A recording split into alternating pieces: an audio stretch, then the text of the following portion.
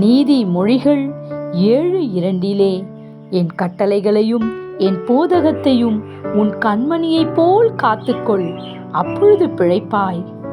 நம்மை தொடுகிறவர்கள் அவருடைய கண்மணியை தொடுகிறார்கள் என்று நாம் ஜெபித்திருக்கிறோம்.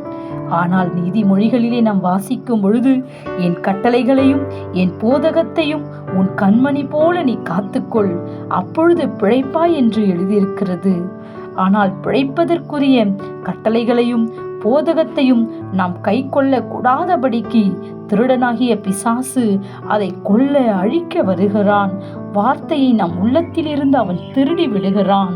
நம் செவிக்கு செல்லாமல் நம் இருதயத்திலே அதிலே நாம் உணராமல் இருக்க செய்து விடுகிறான்.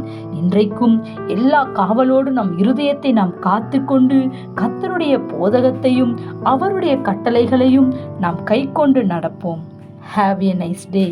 God bless you.